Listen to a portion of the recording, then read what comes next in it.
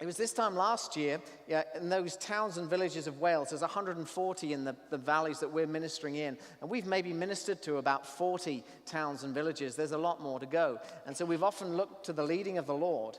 Well, of course, we always do that. Well, one day, this time last year, I was on a beach, and I thought I would just brush up, and I got Kindle, and so I was just led to read a book on coal mining in Wales. I know that sounds like a really nerdy thing to do, but that's kind of the lie of the land where we minister there. And one book moved into another, and I heard someone once say, if you read 5 books on a subject, you become an expert. So now I'm an expert in coal mining in Wales. And I just kept reading about this and fascinated by it all. And I came across a book about a miner that played rugby for Wales. You knew that would come eventually in this story.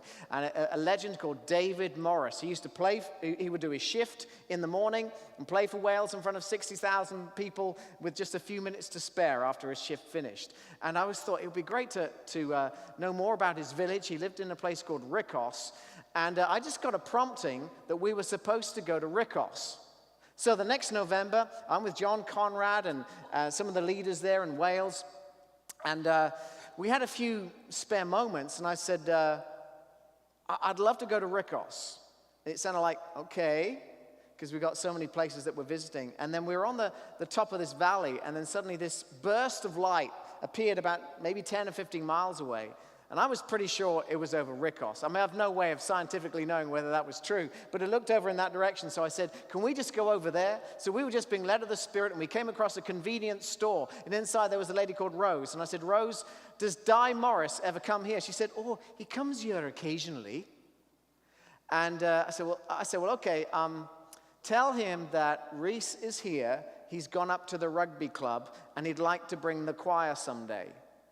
10 minutes later, we're on the sports field. We were doing a bit of recording, and up comes Di Morris, this legend. He's just beloved in that part of Wales.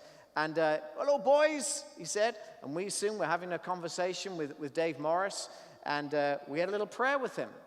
And it turned out that there's no Christian witness in that village of several thousand people. There is no church, no Christian witness. It's a beautiful village, kind of a little bit out of the way from the regular run of the valleys. And so I had a conversation with David and said, I'd love to come back here sometime. Let me fast forward. Last Friday night, we were in the Rhys Rugby Club. The choir were elsewhere, but it was Canton Jones and my daughter Megan and her husband Alex and myself and a couple of rugby people. And they loved the music. We had a great time. And 15 people gave their hearts to the Lord. Can we give thanks, God, for that? And so there you are they didn't know what they were letting themselves in for. They said, you've got to come back. This time, actually bring the choir as well, they said. We want to hear from the choir. And so at the end of that evening, David Morris stands up and says, we've got something to give you. And so he gave me, which I believe is a gift to the whole church, a miner's lamp. So a year ago, I'm on a beach, reading about the miners and reading about Dave Morris.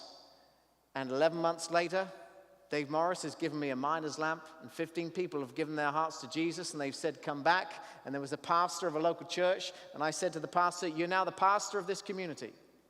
And isn't God amazing? And doesn't God work things out? Can we give God praise, everyone?